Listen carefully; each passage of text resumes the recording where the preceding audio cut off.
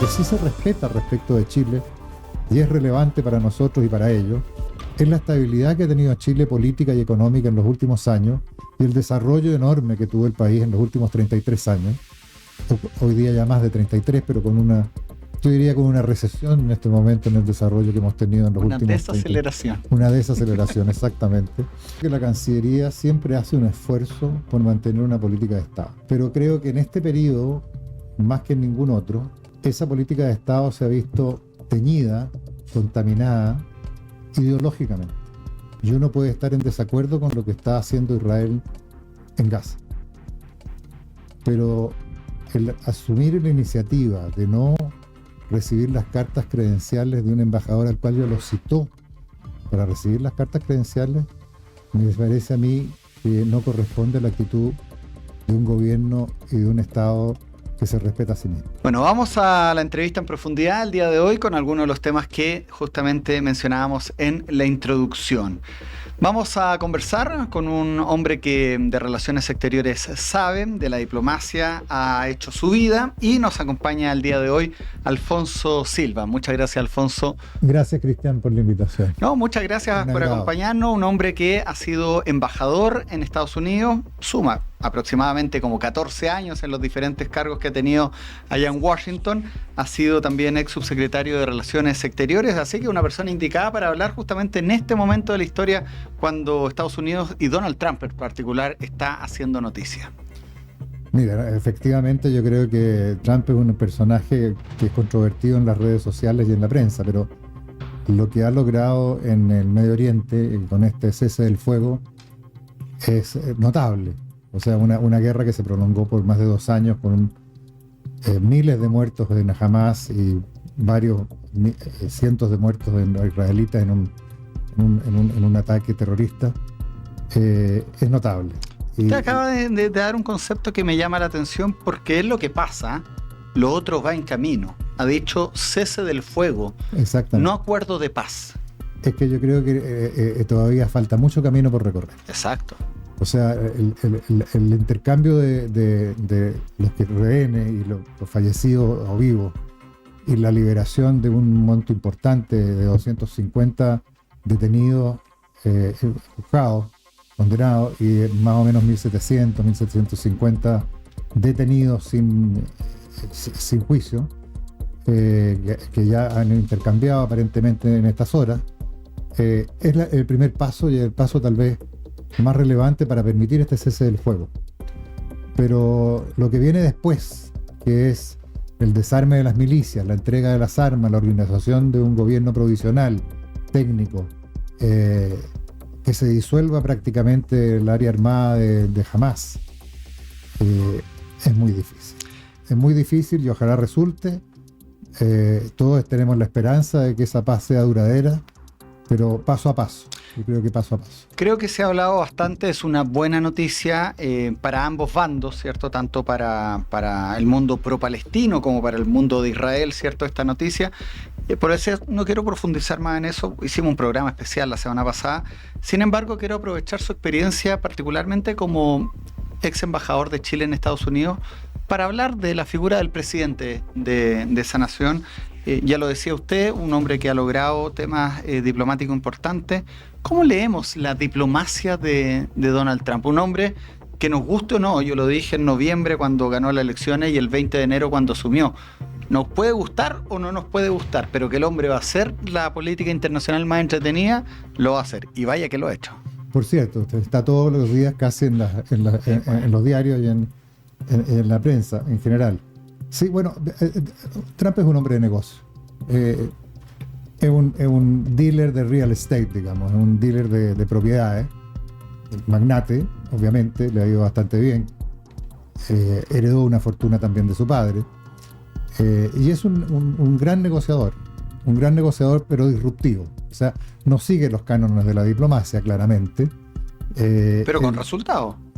Ha tenido resultados que se pueden ver, digamos. En el caso de Colombia, ¿no es cierto?, obtuvo que el presidente Petro aceptara los ilegales que tenía que expulsar en su momento, con una discusión, pero que finalmente triunfó. A Panamá también ha logrado que se sienta a conversar sobre la posibilidad de que Estados Unidos tenga alguna supervisión del Canal de Panamá, especialmente en los puertos de Colón y Balboa, que son los ingresos de ambos lados. A otros países le ha hecho bajar sus aranceles, porque también es cierto de que, si bien es cierto Estados Unidos no tenía aranceles, sí otros países europeos particularmente tenían aranceles respecto de Estados Unidos. La India tenía aranceles para los productos norteamericanos, Indonesia y otros países tenían aranceles para los productos americanos, el propio Brasil también tenía aranceles. Entonces, a través de estas negociaciones ha obtenido algunos resultados. Obviamente el resultado más notable ha sido el término de el cese del fuego en Israel y Medio Oriente. Es interesante eso, Alfonso, porque usted fue embajador de nuestro país en Estados Unidos. Debe ser una de las embajadas más importantes que tiene Chile. Es por eso, y la otra vez le hacía un comentario, lo vuelvo a repetir, usted es una de las personas más importantes que yo conozco, por lo menos en diplomacia, y durante la segunda administración del presidente Sebastián Piñera, que era un hombre que sabía de las relaciones, sobre todo comerciales, con nuestro país, no ponían a cualquiera representando al Estado de Chile, y digo Estado, no gobierno. Correcto. En nuestro principal socio, segundo después de China, en uno de nuestros principales socios comerciales. ¿Cómo es el trabajo diplomático y qué hace el embajador de Chile en Estados Unidos? Mira, el trabajo diplomático en Estados Unidos es un continente. Estados Unidos son 50 países dentro de un país. En consecuencia, quien quiera concentrarse solo en el gobierno federal, que es muy importante, solo en el gobierno federal, que tiene obviamente importancia porque regula casi todas las materias comerciales, ¿cierto? Pero también hay materias de cooperación, especialmente en el área científica, tecnológica, en educación, que son muy importantes para Chile. O sea, Chile lo que necesita es desarrollar más su tecnología, su innovación, la inteligencia artificial, y Estados Unidos es una fuente para poder obtener información de esa naturaleza y conocimiento. En consecuencia, usted puede tener relaciones con los estados tan intensas como con el gobierno federal, y uno puede trabajar con las universidades independientemente y con los gobernadores de los estados. En consecuencia, el trabajo es arduo y se ha conseguido mucho. O sea, el hecho de que estén acá los observatorios que están considerados más importantes del mundo, donde se hace la mayor observación, todo ha sido una negociación y una conversación que se ha tenido desde hace muchos años con entidades científicas de Estados Unidos. Pero uno puede hacer mucho más, y por eso es que es importante, por ejemplo, el que exista un acuerdo Chile-Massachusetts en donde se ha logrado sinergia en materia de inteligencia artificial, en materia de innovación. Con todas las universidades de Boston. Básicamente con las universidades de Boston, con Harvard, pero también con el gobierno estatal. Mira. Y ahí se hace un convenio entre el Estado con un distrito. En el Estado, con el gobierno y con las universidades. Y el Estado, un convenio que tiene Chile formalmente con el Estado de Massachusetts. Miren. Y se trabaja con las universidades, hay un comité que funciona, y están llegando ya casi a no diría que completamente la autofinanciación, pero ya están vendiendo servicios, han hecho programas con la Universidad de Concepción, han hecho programas, entiendo, con algunas empresas privadas en Chile, para transmitir y entregar innovación a las áreas en que esas empresas están interesadas en desarrollar. ¿Cuál es la principal preocupación del embajador de Chile en Estados Unidos, sea del momento que sea o del color político que sea? Se levantan y tienen que... Difícil, porque hay muchas preocupaciones en realidad. Hay muchas preocupaciones, pero yo diría que lo más importante es mantener primero los canales de diálogo abierto con el gobierno, y una buena relación con el Departamento de Estado y con todos los departamentos, el Departamento del Tesoro, con el Departamento de Defensa, con USTR, mantener una fluida relación que permita allanar las situaciones que a veces se presentan complejas. A usted le tocó Anthony Blinken, ¿no? ¿Blinken? A mí me tocó Blinken en un momento dado, sí. Hoy día hay un cubano-americano, Marco Rubio. También lo conozco. Él era senador en la época que yo estaba en Washington. Un senador que además era miembro del Comité de Relaciones Exteriores. Es que fue bien activo. Él en un momento avisó a Chile de la presencia de Hezbollah, por ejemplo, en la Triple Frontera, en el norte de Chile. Él, evidentemente, por su origen, además por representar a Florida, tiene una constituencia, o sea, un electorado que es básicamente latino. En consecuencia, el interés por América Latina está mucho más presente en la cabeza de Rubio que lo que está en el resto de los secretarios de Estado de Estados Unidos. Estados Unidos es un poder global, es un actor esencial en el mundo. En consecuencia, normalmente los secretarios de Estado y el Departamento de Estado tienen prioridades mucho más relevantes que lo que es América Latina o Chile. Lamentablemente nosotros estamos en una prioridad menor. Pero en este caso, con un secretario de Estado como Rubio, y de hecho lo estamos viendo, ¿no es cierto?, su interés, lo que está ocurriendo en Venezuela, ha sido mucho mayor que lo que era antes. Evidentemente que América Latina va a tener una mayor relevancia en la agenda del secretario de Estado. Usted se adelantó a una pregunta, pero se la hago igual. ¿Cómo ven desde Estados Unidos, lo acaba de responder, América Latina, lo podemos profundizar un poco, pero particularmente Chile? Bueno, Chile está dentro de una región que Estados Unidos considera como su área de influencia. Y un área de influencia que no presenta grandes desafíos para Estados Unidos, pero no hay ningún poder en América Latina que tenga capacidad de enfrentarse a Estados Unidos económica o incluso en términos bélicos, ¿no es cierto?, o políticos en general. Brasil es relevante, pero no tiene una capacidad de esa naturaleza. Venezuela no es una gran amenaza para Estados Unidos. Venezuela representa un problema por el narcotráfico, por el terrorismo que puede salir de ahí, por la falta de democracia, pero no es una amenaza para Estados Unidos. Y Chile está inserto en esta región. Ahora, lo que sí se respeta respecto de Chile, y es relevante para nosotros y para ellos, es la estabilidad que ha tenido Chile política y económica en los últimos años y el desarrollo enorme que tuvo el país en los últimos 33 años. Hoy día ya más de 33, pero con una recesión en este momento en el desarrollo que hemos tenido en los últimos años. Una desaceleración, exactamente. Y eso, mire, cuando vino el estallido social, el 19 de octubre, yo recuerdo que me reuní con diversos parlamentarios y con la gente del Departamento de Estado, del Tesoro, para conversar sobre lo que estaba ocurriendo en Chile. Ellos tenían absoluta y plena confianza, que decía que la institucionalidad chilena iba a poder resolver esa crisis. Tenían más confianza que lo que teníamos nosotros en Chile. Yo cuando presentaba a Alfonso Silva cometí una omisión que puede ser grave en esta entrevista, quien la ha seguido desde el comienzo, porque hemos centrado mucho a la conversación a Estados Unidos, pero usted ha sido embajador en Canadá, ha sido embajador de Chile en India, en Jamaica, en todo lo que es cierto la zona del Caribe. Ha tenido trabajos también en Uruguay, en Brasil, donde vivió en Brasilia, lo conversábamos fuera de cámara. O sea, tiene una visión global del mundo y va la siguiente pregunta en esa dirección. ¿Cómo está nuestra diplomacia? ¿Cómo ve usted en octubre del 2025 a la Cancillería de Chile? Yo creo que la Cancillería siempre hace un esfuerzo por mantener una política de Estado. Pero creo que en este periodo, más que en ningún otro, esa política de Estado se ha visto sumamente teñida, contaminada ideológicamente.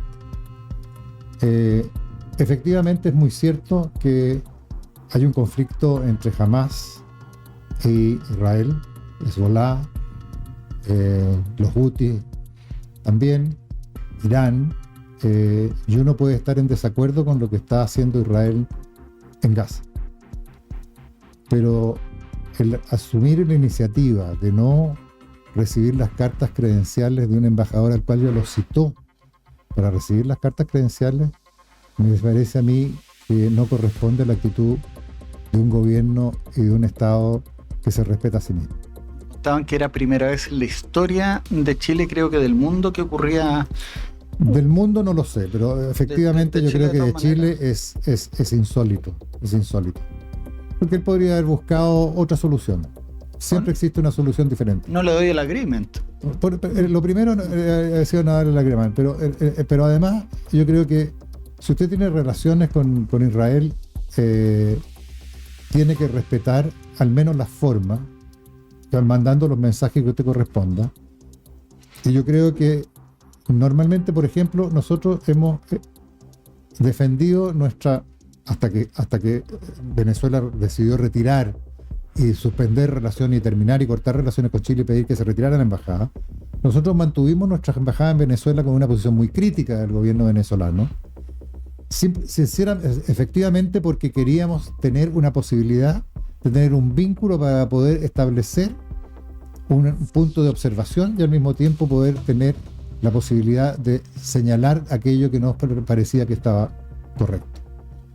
Lo mismo puede decir usted de Israel, pues si usted tiene un embajador de Israel acá en Santiago, es precisamente el vehículo por el cual usted puede hacer llegar sus opiniones y representar aquellas materias que usted cree que corresponde señalarlas y subrayarlas porque no está de acuerdo con ellas.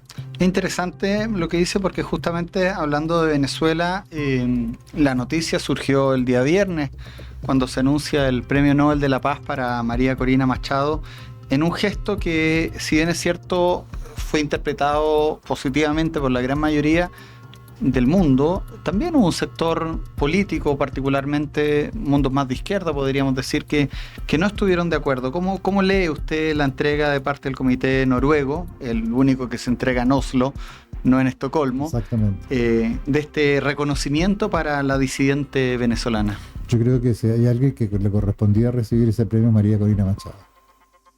Yo tuve la oportunidad de conocerla hace muchos años atrás cuando vino a Chile, debe haber sido por ahí por el 2012, 2011, y era una mujer con un carácter fuerte, pero que tenía las ideas muy claras. Y desde entonces no ha cejado en su esfuerzo por traer de vuelta la democracia a ese país, poniendo en riesgo su vida, claramente, en la clandestinidad y perseguida por el régimen de Maduro. En consecuencia, creo que ella es notable lo que ha hecho, y yo lamento de que haya algunas personas que estén en desacuerdo, y lamento, por ejemplo, también de que el presidente de la República, creo que recién hoy día, en su entrevista con el Papa, en algún momento, aparentemente, o a la salida, en algún punto de prensa, habría dicho algo positivo respecto de esto, después de varios días de silencio, y salvo el canciller, que también es un gesto, no hablarlo, no felicitarlo de inmediato, es un gesto. Por supuesto, él ha sido crítico de Venezuela, no me cabe duda, y lo ha hecho bien, y corresponde que así lo haga, no podría ser de otra forma, pero de haber mantenido silencio durante varias horas o días respecto del premio Nobel de María Corina Machado, me parece que es elocuente. Es muy elocuente porque justamente se habla en los círculos internacionales muchas veces de estos símbolos, y María Corina Machado, si bien es cierto, también lo hace como en tándem con Donald Trump, se lo dedica, había mucha expectación, el mismo Donald Trump lo había pedido, pero como decíamos al principio, esto es un cese al fuego y ojalá. Queda mucho tiempo, quedan muchos Nobeles, quedan muchos años para eso. María Corina Machado ha tenido un trabajo evidente. ¿Esto podría interpretarse como una presión también para el régimen de Maduro? ¿Y cómo usted ve la actitud de Estados Unidos, particularmente Donald Trump, desde ahora, en esta segunda fase que se ha hablado? Sí, evidentemente que es una forma de presionar al régimen de Maduro. O sea, yo recuerdo, por ejemplo, que hace un año atrás le dieron el premio a Rigoberta Menchú, y esa fue una presión al país, ¿no es cierto?, donde ella provenía. Lo mismo ocurrió con Pérez Esquivel en Argentina, ¿no? El premio Nobel a veces manda señales de esa naturaleza, y no puede estar ajeno a dramas como el que vive Venezuela y reconocer a aquella persona que ha sido un símbolo, pero más allá de un símbolo, ha sido muy efectiva. No nos habríamos enterado jamás del fraude enorme que cometió Maduro en las últimas elecciones si no hubiera sido por la organización que ella hizo, de que su gente pudiera recoger las actas y enviarlas al exterior y pudieran ser vistas en el mundo entero. Con 20 Venezuela. Así es. Pues. Que es el partido político. Ella tiene un enfrentamiento del 2012 con Hugo Chávez. Después dice, ya llevamos 8 horas. Yo no sé si lo hice figurado o el discurso había durado 8 horas. Está en redes, lo puede buscar. María Corina frente a a Hugo Chávez es impresionante, y la valentía de la mujer también es destacable. Impresionante. Pero estamos con Alfonso Silva, él es diplomático, ha tenido cargos diplomáticos en gran parte del país, y estamos hablando del mundo, pero también en nuestro continente. Estamos en octubre, la tercera semana de octubre, y este es el panorama. Tenemos una situación parlamentaria en Argentina, que van a tener elecciones el 26 de octubre. Así es. Tenemos una elección presidencial en segunda vuelta de Bolivia, Así es. uno de nuestros vecinos con quien no tenemos relaciones diplomáticas, y vamos a hablar de Bolivia de inmediato. Y tenemos en Perú una presidenta que también fue destituida. Vaya el barrio que tenemos. Así es, está complicado. Vamos con Bolivia. ¿Cómo vemos Bolivia? Rodrigo Paz y Jorge Tuto Quiroga. Bueno, las estadísticas, las encuestas en realidad son estadísticas a la larga. Son bastante elocuentes respecto de la favorecer a Quiroga. Aparentemente la última que vi por ahí era un 44% para Quiroga y un 36% para Paz. Ahora, las encuestas se equivocan. Y en Bolivia, tanto se equivocan que a Paz no le dan ninguna posibilidad de pasar a segunda vuelta o de ganar la elección. Y al final del día sacó más votación que ninguno y pasó tranquilamente a segunda vuelta. Yo creo que cualquiera de los dos que gane la elección de alguna manera es una buena noticia para Chile. Creo que el gobierno del MAS previo de Evo Morales y de Mesa ha sido un gobierno que no han sido favorables para un acercamiento entre Chile y Bolivia. Los dos han manifestado el interés de mejorar sus relaciones con Chile. Yo leía, Alfonso, que incluso restablecer relaciones.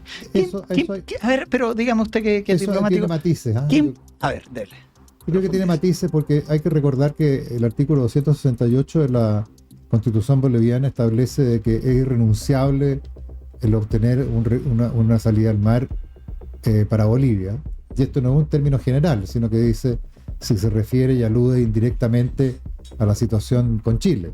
No lo menciona, pero en el artículo dice que el conflicto será resuelto en la forma pacífica, algo parecido, dice el texto del artículo. O sea, tiene que resolverse pacíficamente una salida al mar, es porque tiene un conflicto con el país con el que quiere salir al mar, ¿no? ¿Verdad? Y la Haya ya no le sirve, ya fueron para allá, hay jurisprudencia. Ya la jurisprudencia ya es segunda vez, ¿no es cierto?, que van a una corte internacional en donde la corte ha definido que no hay nada pendiente respecto de obligaciones de Chile en relación con una salida al mar a Bolivia. En consecuencia, la buena noticia es que hay un interés de hacer un acercamiento y de restablecer relaciones con Chile, pero hay que ver cómo influye, cómo incide en esas relaciones el artículo boliviano de la Constitución. Con Bolivia no tenemos relaciones diplomáticas, y eventualmente si saliera o Quiroga o Paz, sí tendríamos. ¿Qué diferencia hay en no tener relaciones diplomáticas con un país para Chile como Bolivia, con sí tenerla? Yo creo que se hace más fluido el diálogo. Yo creo que el intercambio de embajadas, a pesar de que siempre Chile ha tenido cónsules de alto nivel en Bolivia, y normalmente ha sido el rango de embajador, tanto de carrera como a veces político. El caso del embajador Pérez Lloma, por ejemplo, un político, pero un político de gran nivel. Y también Bolivia ha enviado, los enviados bolivianos como cónsules acá han sido gente también de relevancia en Bolivia. Pero de todas maneras siempre quedan cuestiones que es mejor tratarlas a un nivel no solo de los cancilleres, sino que de equipos completos, incluso los presidentes también. Hoy día la diplomacia presidencial es importante, que se reúnan, conversen, encuentren puntos de convergencia en materias que son importantes con Bolivia, no solo en la materia migratoria. Hay materias de contrabando, hay materias de droga, hay materia de criminalidad, pero también hay materia de complementación económica. Nosotros podríamos tener una gran complementación económica con Bolivia. Bolivia es un país que tiene posibilidades muy grandes, y también podríamos pensar también en Chile con inversiones en Bolivia. Movámonos un poquitito de Bolivia a Perú. Libro Conversaciones en la Catedral de Mario Vargas Llosa. ¿En qué momento se jodió el Perú? Yo creo que es una frase que tiene medias verdades, porque se ha jodido políticamente, y vaya que están 7 presidentes en una década, pero económicamente van como avión. se entiende esa dualidad? ¿Cómo está viendo Alfonso Silva la realidad peruana? Hay una situación de gran fragmentación política en Perú. O sea, si nosotros tenemos, ya ni sé, nosotros en Chile tenemos 12 partidos 23. políticos, 23, bueno, en Chile 24 con el del Rojo Edward, Libertad. En Perú yo creo que hay casi 40, y si no más incluso. Y esa fragmentación política, por supuesto, que produce una inestabilidad tremenda, porque los gobiernos difícilmente pueden gobernar sin una coalición detrás. Y una coalición a veces son muy frágiles cuando tienen ese tipo de fragmentación política. Entonces la situación política de Perú es muy inestable, tiene una gran inestabilidad. Pero la situación económica es distinta, y se me volvió a olvidar el nombre, pero búsquelo. El presidente... Búsquelo. Yo por mientras le cuento a nuestros televidentes, ¿cierto? Que ellos el día viernes destituyeron a Dina Boluarte, que ahí hay unos temas que vamos a conversar con Alfonso Silva, que era vicepresidenta de Pedro Castillo, un presidente electo democráticamente. A Dina Boluarte no lo había votado nadie, y ahora vio el nombre. El presidente Velarde. Presidente del Banco Central. ¿Ya? ¿Qué hizo Velarde? Velarde ha dado una tremenda estabilidad y es muy respetado. Entonces, toda el área económica está manejada más bien y orientada financiera por la gente de Velarde y por otros economistas que han estado. En consecuencia, la posibilidad de que Perú haya podido convivir con una situación política inestable y una economía muy estable ha permitido un desarrollo de un salto económico muy fuerte, y tenemos una competencia muy grande con Perú. Digo, hoy día las exportaciones chilenas de paltas, por ejemplo, está siendo desafiada por Perú en casi todas partes. En Estados Unidos, en Europa se ve mucha palta peruana, mexicana también, y con otros productos también. En materia de espárragos, por ejemplo, también usted ve una cantidad de espárragos peruanos en el mercado internacional, etcétera. Es conocida la diplomacia de Torre Tagle. Torre Tagle tiene una diplomacia bastante ordenada. La chilena no lo hace tan mal tampoco. Lo que ocurre, mira, y esto vamos a salirnos un poco del esquema de lo que me estás preguntando, pero lo que ocurre es que para hacer tortilla hay que quebrar huevo. Y por ejemplo, Perú tiene una tremenda campaña publicitaria de esos productos. Claro. Incluso sacó Marca Perú y tiene un logo, ¿no es cierto?, que lo ha mantenido. Las líneas de Nazca. Tiene, claro, toda una cosa que está establecida. Chile, yo creo que, no quiero equivocarme, pero el logo de Chile en materia comercial que se ha hecho, creo que ha cambiado como 4 o 5 veces en los últimos 15 años. O sea, no ha habido ninguna estabilidad. Y tirarle la oreja a Pro Chile. Yo creo que entre Pro Chile y Imagen País está el problema, digamos. Yo creo que algo hay que hacer. Luego, voy a poner otro ejemplo. Y esto que me perdonen los mexicanos, digamos. La Corona es la cerveza más popular en el mundo. Sí, claro. En Estados Unidos, los tipos encuentran que la Corona es fantástica. La Corona, usted la pone al lado de una Budweiser y la prueba, yo le pongo el vaso uno al lado de otro y yo creo que no la distingue. Son muy parecidas. Pero hay marca. Pero el marketing que han hecho los mexicanos para meter la cerveza Corona en todas partes es impresionante. Usted lo ve, o lo veía porque ya está metida, pero usted la veía en las competencias de tenis internacional, en los partidos de fútbol, en todos los cameos, a veces en las películas, usted esa publicidad subyacente que aparece James Bond tomándose una Corona, no existe eso, pero estoy dando un ejemplo, sí, digamos, claro. ¿No? Entonces, han hecho, pero eso cuesta plata. Bueno, se dice, y esta es la parte final de la conversación, Alfonso, que el presidente Boric fue a Italia principalmente con un motivo comercial. Vimos que tuvo una reunión con el Papa León XIV, pero ha llamado la atención esta gira. ¿Cómo usted ve la gira internacional del presidente Boric en este encuentro con el Santo Padre? Mire, yo creo que visitar al Santo Padre siempre es importante. Pero también cuando un presidente sale del país, normalmente se prepara una gira más amplia, porque todo esto tiene un costo. O sea, un viaje a Italia solamente el vuelo debe costar entre 600 y 700 millones de peso. 700 millones de pesos, o sea, 600.000, 700.000 dólares más o menos. Hay que caerle los viáticos, hay que caer los hoteles y todo eso, para ir solo a un país, a Italia. Normalmente cuando usted va a Europa, tiene que matar varios pájaros de un tiro, o sea, tiene que tratar, perdone que no sea tan diplomático. No, pero se entiende. Pero uno tiene que tratar de hacer unas 3 o 4 paradas, preparar una agenda, tener reuniones con sectores académicos, con la industria, con inversionistas, con profundizar en las posibilidades de exportaciones, generar acuerdos, firmar acuerdos. Y ir a Italia solamente me parece que hubo algo que no se trabajó bien. ¿Qué tanto hay más allá de la reunión con el Papa de una agenda política, como en su momento en Estados Unidos se hizo una conmemoración por el atentado a Orlando Letelier? ¿A qué habría algo parecido con el atentado a Bernardo Leighton? Me parece muy respetable, ¿no es cierto?, que se recuerde los 50 años del atentado a Bernardo Leighton, pero no creo que eso justifique el viaje de un presidente a Italia. Y tampoco me parece a mí que no haya una reunión con la primer ministro Meloni. Y el hecho de que Meloni hoy día esté en Egipto, en Sharm el Sheikh, no tiene nada que ver con que no se haya hecho la entrevista, porque la reunión no se otorgó mucho antes que eso. O sea, Meloni no sabía que iba a ir a Sharm el Sheikh cuando la reunión no se dio. Y que se pidió además, entiendo que en el mes de septiembre, alrededor del mediado de septiembre. Me parece muy raro que usted pida una entrevista para un jefe de Estado, de gobierno, como en el caso Meloni, porque se va a reunir con Mattarella, entre paréntesis. El presidente. Bueno, Mattarella, un presidente, un jefe de Estado que no lleva al gobierno, definitiva.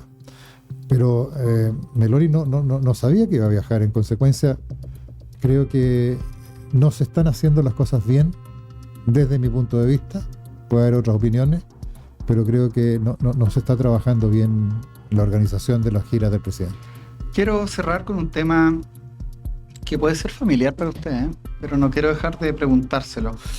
Usted ha hecho gran parte de su vida representando a Chile en el exterior. Usted no viaja solo, viaja con su familia. Correcto. Hay una información que se dio a conocer en torno a la discusión de la ley de presupuesto, donde de hecho el mismo canciller Van Claveren ha confirmado la eliminación del beneficio escolar para los hijos de diplomáticos. Esto ha sido un tema dentro de los círculos que obviamente ha causado bastante revuelo. Cuénteme en qué consiste y cómo ve esta eliminación dentro de los dineros. Se viaja a un solo país, hay plata para algunas cosas, pero algo tan importante que es como la ayuda para los beneficios escolares de hijos del personal que representa a Chile en el exterior también. Tema sirviendo a Chile, pero a la deriva. Mire, esto se estableció precisamente porque hay un grave problema para los diplomáticos, sobre todo para los diplomáticos que tienen ingresos más bajos, los terceros secretarios, los segundos secretarios, y que tienen familias que a veces pueden ser hasta numerosas, de 3, 4, 5 niños, y que van a países en donde el idioma nativo es un idioma en que es inmanejable para una persona que va por poco tiempo, Pongamos por un par de ejemplo, años. Japón. Puede ser Japón, puede ser China, puede ser Indonesia. O sea, hay que mandarle un curso a un colegio de inglés. Cualquier país asiático. Y lo voy a decir además, es más, yo estuve en Barcelona. Cuando yo estuve en Barcelona, solo los colegios hacían clases en catalán y tuve que mandar a mis hijos al colegio americano. Y el colegio americano, yo tenía 3 hijos en Barcelona en ese momento, el colegio americano me costaba más de $1.200 por cada hijo. Y mi sueldo en Barcelona en esa época no llegaba a los $6.000. O sea, se le da la mitad en colegio. El 50%, más del 50% de mi sueldo era para pagar los colegios. Y en esa época no había ayuda. Y mucho menos en Barcelona, porque te decían, no, pero España es un país que habla español, así, o castellano, así que usted no necesita Bueno, después esto se resolvió y se estableció un pago, un adicional, un monto que es mínimo, no es que se pague el 100% de la escolaridad, se paga un porcentaje. O sea, y el porcentaje no es muy alto. Es un porcentaje que no recuerdo el monto, pero tampoco es una cosa. En consecuencia, el monto de toda la escolaridad, de todos los funcionarios que requieren este monto, estamos hablando de cosas que yo diría que es menos de $1 millón al año, es bastante menos, diría yo. O sea, un poco lo que sería el viaje a Italia. No solo el viaje a Italia, la campaña de la presidenta Bachelet, el ministro ha sido muy hábil en decir, no, esta va a ser una campaña austera. Pero y al mismo tiempo agregó, y ahí es donde se cae la austeridad, dice, porque todo esto se va a hacer con recursos ya asignados en materia de pasaje, en materia de viáticos, en materia... Sí, claro, por supuesto. Pero como dicen los economistas, la torta es una. Esta es la torta. Y si yo a esta tajada le quito para el viaje de la presidenta a todas partes y a la campaña de la presidenta un pedazo de la torta a cada uno de los otros pedacitos, los programas de los otros proyectos, otros viajes de otros embajadores, reuniones internacionales, cualquier otra actividad que tenga que desarrollar los embajadores o gente del director general, la secretaria general, que tienen que viajar, se van a suspender porque no alcanza. En consecuencia, esa austeridad es una austeridad relativa, porque el costo va a ser igual. Lo que pasa es que no va a haber una asignación especial, pero el presupuesto del ministerio va a sacrificar otros programas como el para beneficio poder escolar pagar, de hijos de por diplomáticos. ejemplo, O sea, podríamos decir que se le está quitando la subvención a los hijos de diplomáticos para hacer campaña por la expresidenta Bachelet. Pensando en el próximo año, sí, porque ya la asignación de este año ya está dada y se está pagando. Claro. Estamos hablando del 2026. Pero en el 2025 ya, la presidenta en este momento está en China, entiendo. Entiendo. Si eso fuera así, la presidenta fue a China a una reunión de Naciones Unidas que tiene que ver con la mujer. Entiendo. Que tendría que aclarar. ¿Fondo personal o fondo estatal? Eso sería bueno saberlo. Y además, ¿por qué está ella? ¿Por qué está ella? Porque ella fue ONU Mujer. A lo mejor está invitada por Naciones Unidas, lo que sería fantástico. Pero si no fuera así, es que empezó una campaña. ¿Qué le parece, ya que puso el tema usted, la postulación de la expresidenta a la Secretaría General de la ONU? Mire, le tengo mucho respeto a la presidenta de Chile, fue su embajador en Canadá. Creo que ella tiene un prestigio ganado, 2 veces presidenta de la República, 2 veces miembro de Naciones Unidas en cargos muy relevantes, en ONU Mujer y en Alto Comisionado de Derechos Humanos. Creo que ella está siendo expuesta a una situación que puede ser realmente compleja. ¿Por qué? Porque mire, América Latina probablemente va a tener por lo menos 4 candidatos. La señora Greenspan entiendo que ya anunció su candidatura. Costa Rica ya está con respaldo ahí. El candidato argentino también prácticamente ha anunciado su candidatura y pueden surgir otros. Se habla del ex canciller boliviano. Choquehuanca. Se habla de Choquehuanca.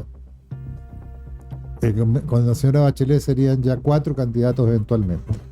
En consecuencia, América Latina no va a tener un consenso para apoyar a un candidato. Yo no veo bajándose, ya que está anunciado. Después de que se anuncia la candidatura de la presidenta Bachelet, se anuncia la de Greenspan, ya tiene usted 2 candidatas seguras.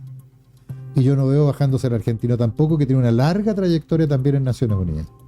En un área muy, muy sensible de Naciones Unidas, en donde su relación con las grandes potencias, específicamente con los 5 grandes del Consejo de Seguridad, debe ser bastante fluida. Además, se puede agregar una candidatura de Europa del Este que no ha sido nunca, ha tenido la Secretaría General de Naciones Unidas, cosa que América Latina ya la tuvo por lo menos una vez con Javier Pérez de Cuellar. En consecuencia, si el Europa del Este presenta una candidatura que podría ser Kristalina Georgieva, que fue directora del Fondo Monetario, presidenta del Fondo Monetario y estuvo también en el Banco Mundial, es una candidatura bastante potente. En consecuencia, las posibilidades de que gane la presidenta de Bachelet la Secretaría General, yo honestamente la veo muy difícil. Muy difícil. En consecuencia, la están exponiendo a que de repente haga todo un esfuerzo y sea derrotada en Naciones Unidas, y su legado al final va a agregar un codicilo que va a ser bastante notorio. Es decir, fue candidata a Naciones Unidas, no electa, a la Secretaría General de Naciones Unidas y no ganó. Igual le gusta, o sea, igual lo pidió, no, estaba ahí. Bueno, yo creo que, yo no sé, la gente a veces aconseja mal, pero además todo esto tiene un costo que, más allá del costo en dinero, tiene un costo en los compromisos que usted tiene que hacer de reciprocidad por el apoyo de la candidatura. Nosotros tenemos candidaturas en distintos organismos y que nos interesa estar en esos organismos. Pero cuando usted entra a negociar estas candidaturas tan importantes como la de Secretaría General, Usted tiene que conceder apoyos a muchos países y por mucho tiempo. En consecuencia podemos pasar varios años pagando los apoyos sin tener la posibilidad de que nos den apoyo en otras candidaturas que necesitamos. Parte de la actualidad internacional con Alfonso Silva, un hombre que ha recorrido el mundo representando a Chile en nuestro país, solo por nombrar, ¿cierto?, el último cargo, embajador de nuestro país en una de las potencias del mundo que hace noticias con Donald Trump ahora todos los días prácticamente, Estados Unidos. Muchas gracias, Alfonso, por este tiempo. Muchas gracias, Cristian. Que se repita, pues.